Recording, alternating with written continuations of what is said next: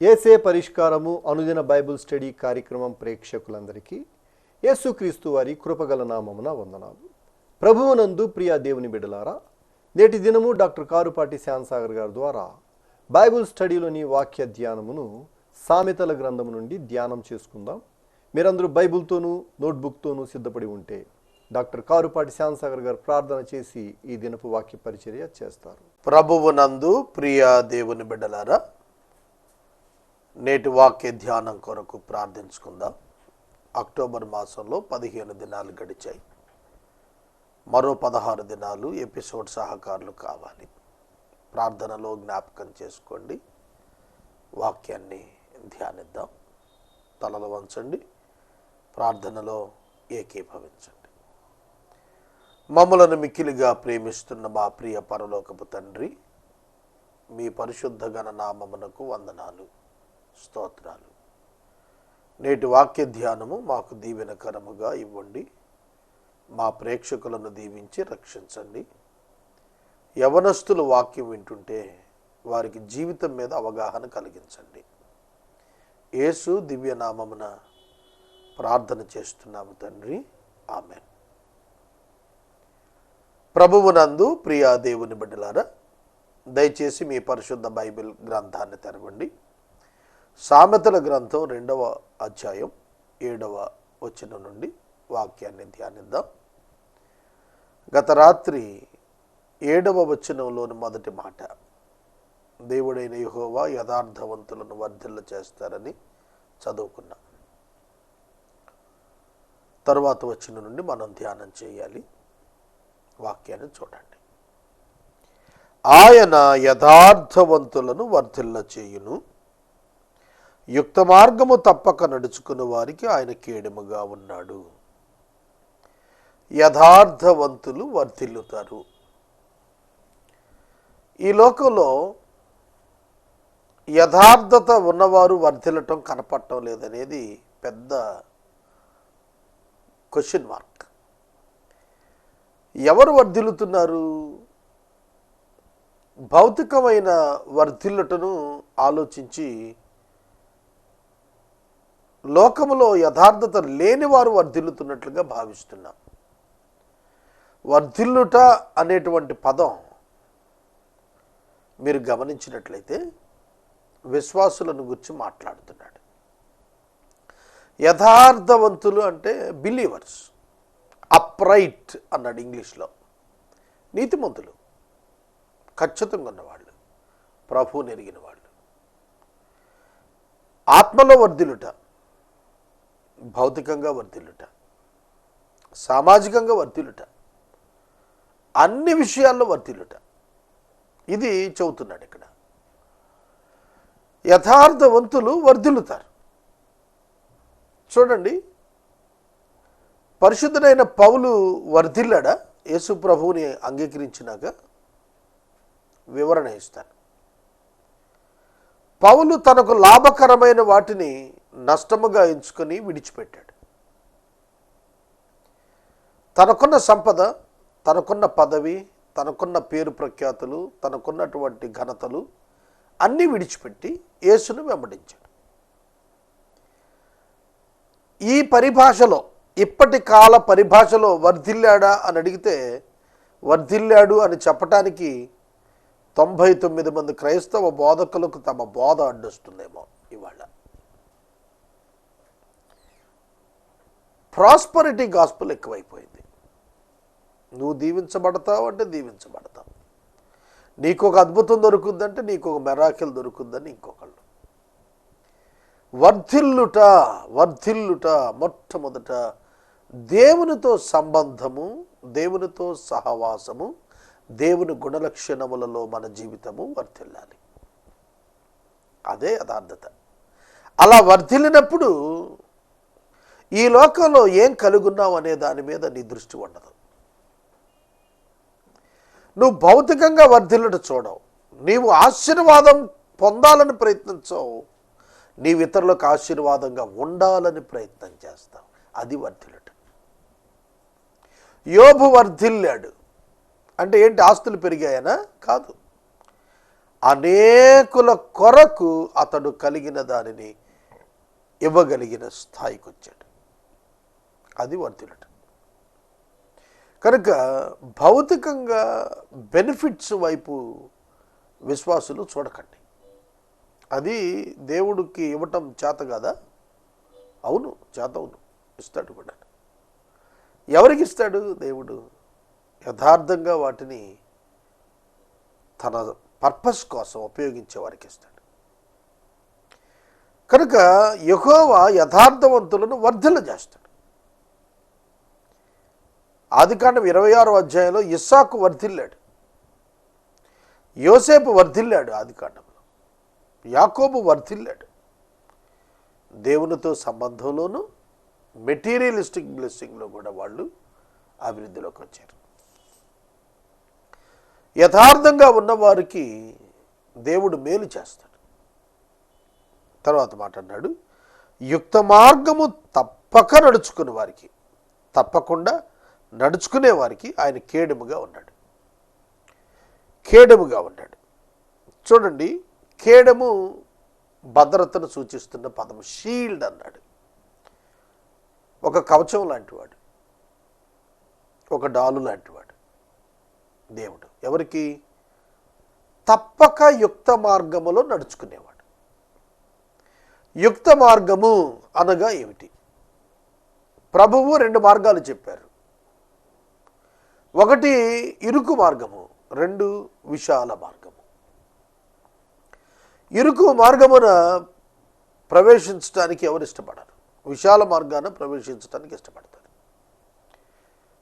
పరలోకానికి వెళ్ళే మార్గం ఇరుకు మార్గం, భక్తి మార్గం, శ్రమల మార్గం, నష్టపోయే మార్గం. కానీ అది వెళ్ళే కొలది విశాలం అవుతుంది. విశాల మార్గం పోయే కొలది ఇరుకైపోతుంది. లోకమును విశాలముగా సంపాదించుకునేవాడు జీవితాంతానికి వెళ్ళేటప్పటికీ అదే లోకం అతనికి ఇరుకుగా కనిపిస్తుంది. దీన్ని ఎక్స్ప్లెయిన్ చేయడానికి ఈ అరగంట చాలదు, అంత ఉత్కృష్టమైన సబ్జెక్ట్. విశాలమైనటువంటి స్థితికి ఇరుకు మార్గాన ప్రవేశించిన వాడిని దేవుడు తీసుకుని వెళతాడు. ప్రారంభంలో అది ఇరుకుగానే అనిపిస్తుంది, కానీ ముగింపున తుదమట్టుకు అది విశాలంగా మార్చబడుతుంది. యుక్త మార్గం తప్పవద్దు. సరైన మార్గం, మంచి మార్గం. ఎప్పుడైతే మనము మంచి మార్గములో ఉంటామో, ఎప్పుడైతే మనము మంచి మార్గములో కొనసాగుతామో, తప్పిపోకుండా వెళతామో, మనం దేవుణ్ణి మనకు రక్షకునిగా కలిగి ఉంటాం. చూడండి, యెహోషువకు మోషే చెప్పింది అది. కుడి ఎడమ తప్పిపోవద్దు. దావీదు సొలొమోనుకు చెప్పింది అదే, కుడి ఎడమ తప్పిపోవద్దు. ఇవాళ కాసేపు భక్తి, కాసేపు లోకం, కొంచెంసేపు ప్రార్థన, మరి కొంచెంసేపు లోకం. ఇది కాదు కావాల్సింది. 2 మార్గాలు కాదు, 2 పడవల మీద జీవితం కాదు. యుక్త మార్గాన్ని నడుచుకోవాలి. యుక్త మార్గము బైబిల్ రివీల్ చేస్తుంది. ఆ మార్గాన్ని నడవాలి. నడిచినప్పుడు దేవుడు రక్షకుడు ఉంటాడు. 8వ వచనం చాలా గొప్ప మాట అండి. న్యాయము తప్పిపోకుండా ఆయన కనిపెట్టును, తన భక్తుల ప్రవర్తనను ఆయన కాచును. చూడండి, లోకములో ఎక్కడ న్యాయం కనబడటం లేదని చెప్పి వాపోతటం ఎక్కడైనా కనిపిస్తుంది. కానీ ఒకటి మాత్రం ఉంది, న్యాయము తప్పిపోకుండా ఆయన చూస్తాడన్నాడు. దేవుడు బ్యాలెన్స్ చేయకపోతే ఇప్పటికే మనుషులు మరొక మనుషులను దోచుకునేవాళ్ళు, చంపుకు తినేవాళ్ళు. ఒకసారి విశాఖపట్నాన్ని జ్ఞాపకం చేస్తాను. ప్రజలు పాలు లేక, నీరు లేక అల్లాడిపోతుంటే, కూరగాయలు లేక, భోజనం లేక అల్లాడిపోతుంటే, కొందరు దుర్మార్గంగా అత్యధికమైన రేట్లకు అమ్ముతున్నారట. వాటర్ బాటిల్ 100 రూపాయలు, పాల ప్యాకెట్లు 200 రూపాయలు. విన్నప్పుడు ఏమనిపిస్తోంది మీకు? మనం మనుషులమా రాక్షసులమా? ఒక ప్రక్కన దేశం అంతా కూడా గగ్గోలు పెడుతూ అంటే, నగరం అంతా విచ్ఛిన్నం అయిపోతే, పవర్ లేక, వాటర్ లేక, చాలా చోట్ల బీభత్సమైనటువంటి పరిస్థితుల్లో ప్రజలు భయకంపితులై ఉంటే వారిని దోచుకోవాలనే ఆలోచన రావటమే ఎంత ఘోరం. కొన్ని ఇండ్లు తాళాలు వేసి వెళ్ళాలంటే ఇప్పటికీ భయపడుతున్నారంటే, ఎందుకంటే దుర్మార్గులు పగలగొట్టి దొంగిలిస్తున్నారట. ఒక 1 డే ఆర్ 2 days విధ్వంసానికే స్థానికంగా ఉన్న మనుషుల్లోనే ఇట్లా వచ్చేస్తే, ఇవాళ మనం నివసిస్తున్న ప్రదేశాల్లో అట్లాంటి దుండగులు తెగబడటం ప్రారంభిస్తే, మనుషులలోని ధనాపేక్ష అంత వికృతంగా రాక్షసంగా బయటకు వస్తే ఏమైపోతారు మానవులందరూ? ఈ మనుషులందరూ విశాఖపట్నం వాళ్ళే కదా, నైబర్సే కదా, రేపు మళ్ళీ నైబర్స్కి ఉండాల్సిన వాళ్ళే కదా. వికృత తత్వం బయటకు వచ్చిందని విన్నాం. అది బ్యాలెన్స్ చేసేది ఎవరు? అది నా ప్రశ్న. ఇవాళ సభ్య సమాజంలో మనం బ్రతుకుతున్నాం. చాలామంది దొంగలు ఉన్నారు, చాలామంది దోపిడీదారులు ఉన్నారు, కామాంధులు ఉన్నారు. అయినప్పటికీ కూడా న్యాయము తప్పిపోకుండా ఆయన కనిపెడుతున్నాడు. కాబట్టి అంటే ఆయన తన కంట్రోల్లో జస్టిస్ని, మనుషులను తన కంట్రోల్లో ఉంచాడు. కాబట్టి ఇప్పుడున్న సమతుల్యతతో కూడిన దినాలైనా మనం అనుభవిస్తూ ఉన్నాం. చూడండి, పాకిస్తాన్ చొరబాటుదారులని, తీవ్రవాదులు రహస్యంగా ప్రవేశిస్తున్నారని, ఇవన్నీ వింటున్నప్పుడు ఆయన కంట్రోల్ చేయకపోతే కనుక ఈ పాటికి ఎప్పుడో భూమి నాశనం అయిపోయేది. దుష్టుల చేతిలో, దుర్మార్గుల చేతిలో భూమి పతనం అయిపోయేది. న్యాయము తప్పిపోకుండా ఆయన కనిపెడుతున్నాడు. ఇంకా ఆయన కంట్రోల్లోనే ఉంచాడు. ఇది మనం అర్థం చేసుకోవాలి. తన భక్తుల ప్రవర్తనను ఆయన కాచును. ఇది నా అనుభవంలో చూశాను నేను. ఇప్పటికీ నాకు ఒక ఎక్స్పీరియన్స్ ఉంది. అదేంటంటే, దేవుడు పతనమయ్యే పని చేయకుండా నన్ను ఆపటం నేను చాలాసార్లు చూశాను. నేను ఆధ్యాత్మిక భ్రష్టత్వానికి వెళ్ళే పనులు చేయకుండా పరిశుద్ధాత్మ దేవుడు విశ్వాసాలను కాపాడతాడు. దీనికి ఉదాహరణ ఆదికాండం 20వ అధ్యాయంలో అబీమెలెకును దేవుడు అడ్డగించిన వృత్తాంతం కనిపిస్తుంది. శారాను తీసుకుని వెళ్ళిపోయాడు అబీమెలెకు.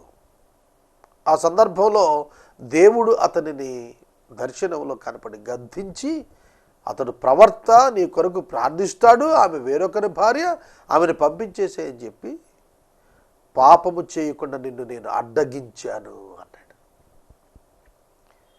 నీతిమంతుల విషయంలో, దేవుని బిడ్డల విషయంలో వారు పాపములో పడిపోకుండా, వారి ప్రవర్తన పాడైపోకుండా దేవుడు కాచును. God will take care. దేవుడు కాపాడుతాడు. Watching over the ways of his saints. ఇక్కడ భక్తులు అనే పదం ఇంగ్లీష్లో సెయింట్స్ అని రాశాడు. పరిశుద్ధులు అని అర్థం. పునీతులు అని కూడా పిలుస్తాం.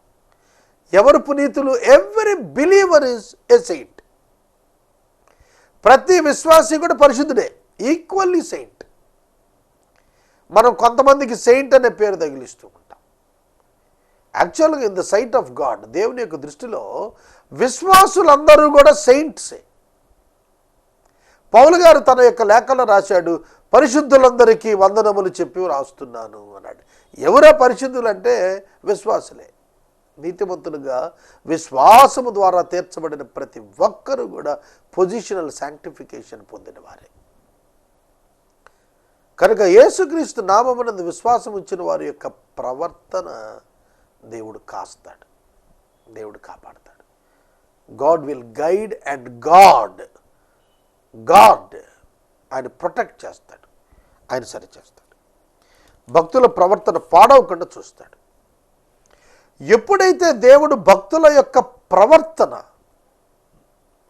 బిహేవియర్ తన కంట్రోల్లో ఉంచి నడిపించాడో అప్పుడు ఒక ఎక్స్పీరియన్స్ వస్తుందట విశ్వాసులకి. ఏమిటది? నీతి, న్యాయము, యథార్థత, సన్మార్గం అంటే ఏంటో తెలుసుకుంటారు. ఓహో, దేవుని నీతి అంటే ఇదండి, ఇట్లా ఉండాలి దేవుని నీతి అంటే. నేను వాక్యాన్ని ఎవ్రీడే టీచ్ చేస్తున్నాను. నేను చాలా వాక్యం ఎరిగాను, పర్సనల్ లైఫ్లో చూశాను. నేను దేవుని నీతి అంటే సాధారణం కాదు. అమ్మో, అది ఎలా పడితే అలా జీవించడానికి వీల్లేదు. దాన్ని మన జీవితంలో తానే ప్రొటెక్ట్ చేసి నడిపిస్తాడు.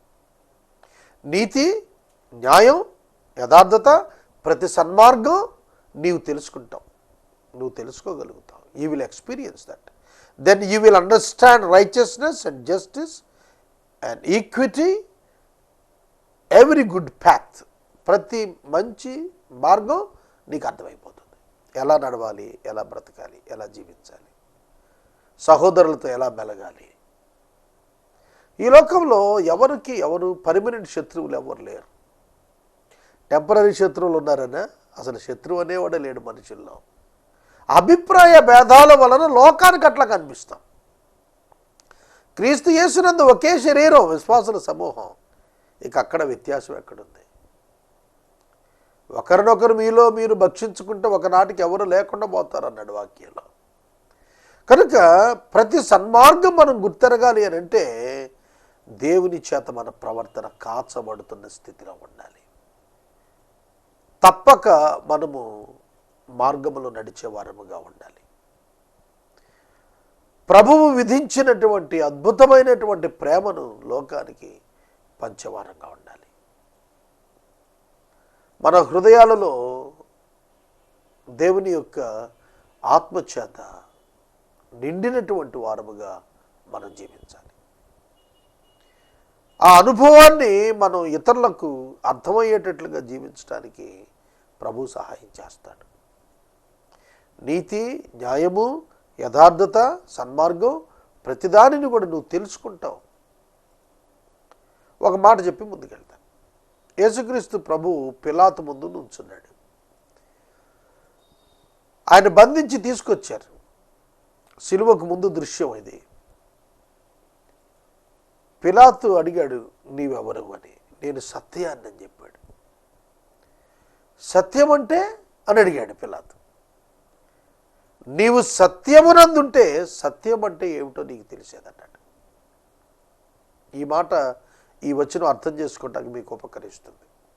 నీవు సత్యమునందు ఉండి ఉంటే సత్యము అంటే ఏంటో నీకు అర్థమయ్యేదన్నాడు. అంటే ఐఆమ్ ద ట్రూత్, నేనే మార్గము, సత్యము, జీవమై ఉన్నానని చెప్పిన ఆయన్ని తెలుసుకోవాలంటే ఆ వ్యక్తి సత్యమందు ఉండాలి. అంటే పాపక్షమాపణ పొందిన వాడై ఉండాలి, రక్షించబడిన అనుభవం పొందిన వాడై ఉండాలి, పశ్చాత్తాపపడిన అనుభవం కలిగిన వాడై ఉండాలి, పాపమును విసర్జించిన వాడై ఉండాలి. అప్పుడు యేసుక్రీస్తు అంటే సత్యం అని అర్థమయ్యేది. దైవ సత్యంలో నీవు నిలిచి ఉంటే దైవ సత్యమైన క్రీస్తుని నీవు ఇప్పటికే గుర్తుపట్టేవాడివి. పిలాతుకు అర్థం కాలేదు. ఇక ఆ తర్వాత క్వశ్చన్ కంటిన్యూ కాలేదు వారిద్దరి మధ్యన. బ్రుకుట్టి ముడిపడింది అంటారు చూశారు, అట్ట ఆలోచనలో పడిపోయి ఉంటాడు.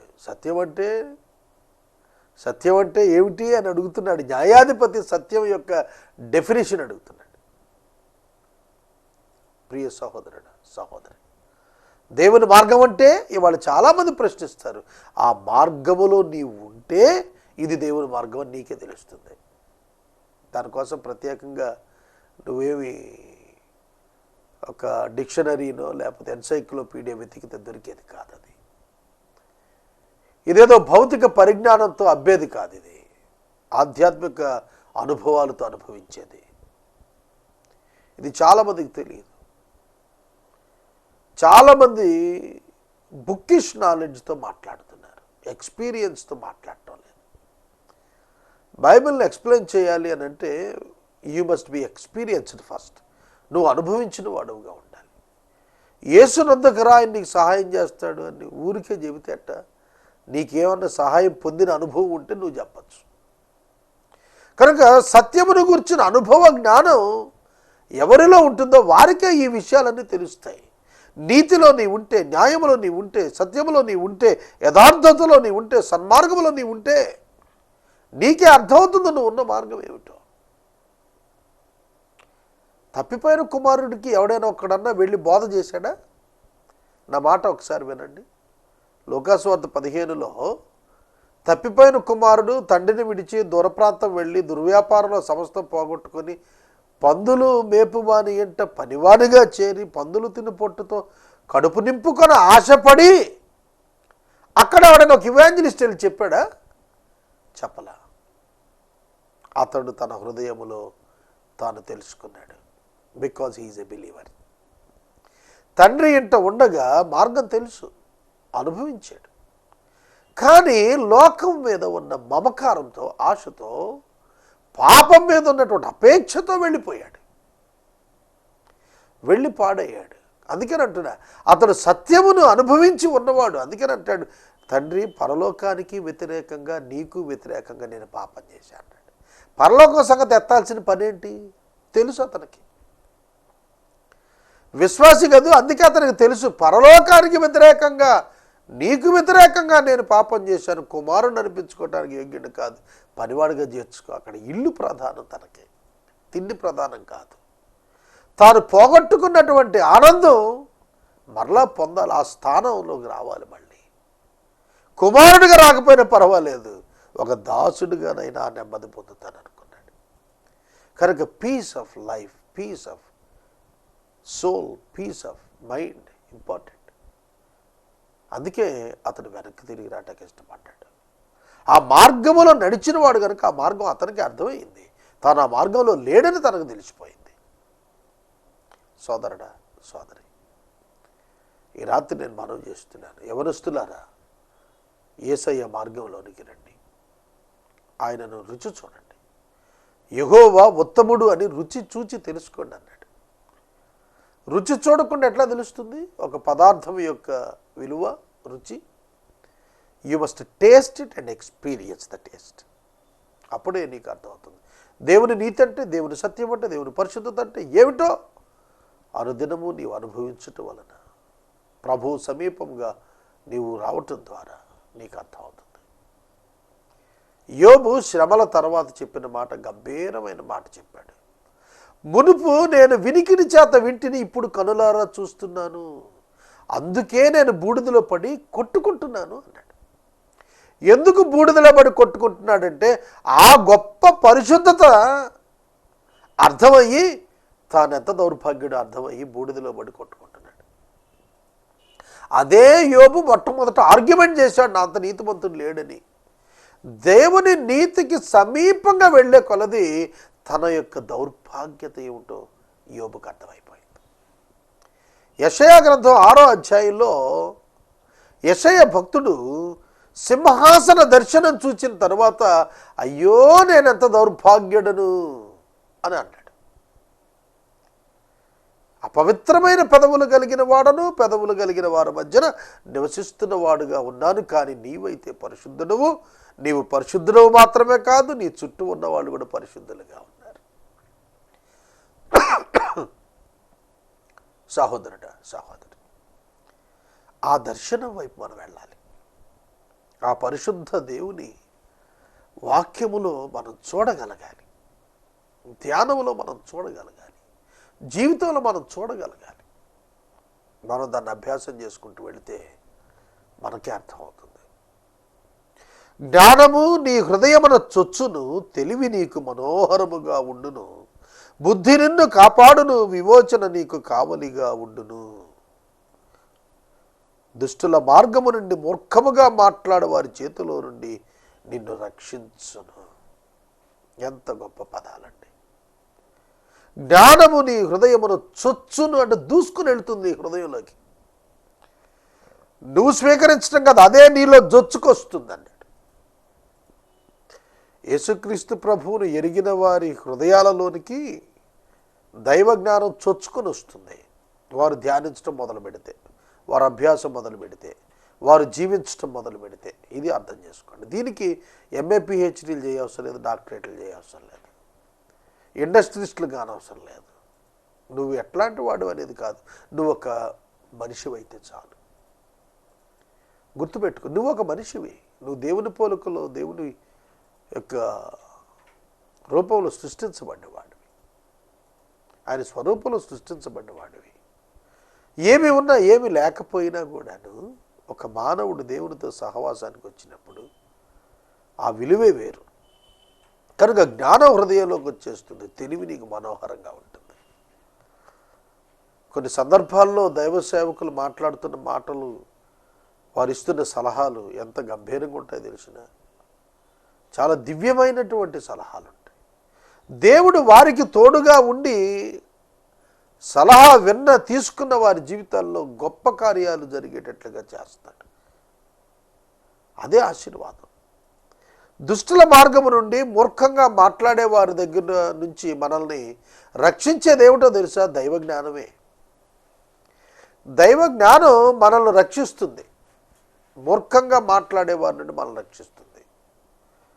నాతో మూర్ఖంగా మాట్లాడిన వ్యక్తుల్ని నేను చూశాను. వాళ్ళకంటే దేవుడు నన్ను ఎంతో హెచ్చించాడు. వాళ్ళు ఇవాళ నాకు కనపడినప్పుడు వాళ్ళే వాళ్ళంతటా గౌరవిస్తారు. వాళ్ళు తెలుసుకున్నారు. నేను ప్రాక్టికల్గా నా లైఫ్లో చూశాను. నేను సేవా ప్రారంభ దినాల్లో స్ట్రగుల్ అయ్యాను కొందరి యొక్క క్యారెక్టర్ బిహేవియర్ని బట్టి. ఆ తర్వాత దేవుడు ఆశీర్వదించి వారికే తెలిసేట్టుగా చేశాడు. దుష్టులుగా ఉన్నవారు సైతం, దుర్మార్గులుగా ఉన్నవారు సైతం, దూషించేవారు సైతం నీవు దేవుని బిడ్డవని తప్పక తెలుసుకుంటారు. వాళ్ళ నుండి నిన్ను తప్పించేది దేవుని వాక్యం, దేవుని జ్ఞానం, దేవుని తెలివితేటలు, దేవుని నీతి, దేవుని న్యాయం. నీవెప్పుడైతే కుడి ఎడమల తొలగిపోక యవనస్తుడా నీ జీవితం నిర్మాణం చేసుకుంటావో ఏ కీడు నిన్ను దరిచేరదు, ఏ కీడు నిన్ను దరిచేరదు. అట్టివారు చీకటి త్రోవల్లో నడవాలని యథార్థ మార్గాలు విడిచిపెడతారు, కీడు చేయి సంతోషిస్తారు, అతి మూర్ఖుల ప్రవర్తన ఉల్లసిస్తారు. వారు నడుచుకున్న త్రోవలు వంకరవి, వారు కుట్టిల వర్తనలు. చూడండి, దుష్టుల గురించి వర్ణిస్తూ చెప్పిన మాట, చీకట్లో నడిచేవారు, యథార్థత పోగొట్టుకున్నాళ్ళు, కీడు చేస్తే సంతోషించేవాళ్ళు, మూర్ఖత్వంలో ఉన్నటువంటి వాళ్ళు, వంకర త్రోవల్లో ఉన్నవాళ్ళు ఏం చేస్తారు? విశ్వాసిని కాలము గడిచే కొలది వారు గమ్యము అంతానికి పోతుంది. కాలము గడుస్తున్న కొలది విశ్వాస ఎగ్జాల్ట్ చేయబడతాడు, ఆశీర్వదించబడతాడు. యవనస్తులు ఈ మార్గాన్ని తెలుసుకోవాలి. చెడు మార్గంలోకి వెళ్తావా చాలా అట్రాక్టివ్గా కనిపిస్తుంది, దేవుని మార్గంలోకి వస్తావా కన్ఫ్యూజన్లు అనిపిస్తుంది, నడిచే కొలది నీకే అర్థమవుతుంది. ప్రార్థన చేసుకుందాం. మనము ఇంతవరకు డాక్టర్ కారుపాటి శ్యాన్సాగర్ గారి ద్వారా బైబిల్ స్టడీలోని వాక్య ధ్యానమును సామెతల గ్రంథము నుండి ధ్యానం చేసుకుందాం. ఈ కార్యక్రమం ద్వారా మీరు పొందుకునిచున్న ఆత్మీయ మేలులు ఒక ఉత్తరం ద్వారా మాకు తెలియచేయండి. మీ ప్రార్థనా మనవులు మాకు తెలియచేస్తే ఏసే పరిష్కారం కార్యాలయంలో ఏర్పాటు చేసిన ప్రత్యేక ప్రార్థనా శిబిరంలో మీ కొరకు ప్రార్థిస్తాం. మీ కుటుంబ పక్షముగా ఒక ఎపిసోడ్ ప్రసారం చేయాలనుకునేవారు మాకు తెలియచేస్తే మా సిబ్బంది మీ గృహాలను దర్శిస్తారు. ముగింపు ప్రార్థన ఆశీర్వాదాలతో ఈ కార్యక్రమాన్ని ముగించుకుందాం. ప్రార్థన. మమ్మలను మిక్కిలిగా ప్రేమిస్తున్న మా ప్రియ తండ్రి, మీకు వందనాలు. వాక్యము విన్న బిడ్డలను దీవించము, ఎపిసోడ్ సహకారులను పంపించము. వాక్యమును మా హృదయమును చేర్చుకుని మీ యందు విశ్వాసంతో జీవించుట మాకు నేర్పండి. మీ వలే నడుచుట, మీ వలే జీవించుట మాకు నేర్పండి. వేషధారణ నుండి మమ్మల్ని తప్పించండి, సత్యములో నిలుచుట మాకు నేర్పండి. శక్తిమంతులుగా చేయండి. యేసునామములో అడుగుచున్నాం తండ్రి, ఆమేన్. తండ్రి దేవుని ప్రేమ, కుమారుని యేసయ్య కృప, పరిశుద్ధాత్మని యొక్క అన్యోన్య సహవాసం సదాకాలం మనందరికీ తోడై ఉండును గాక. ఆమేన్.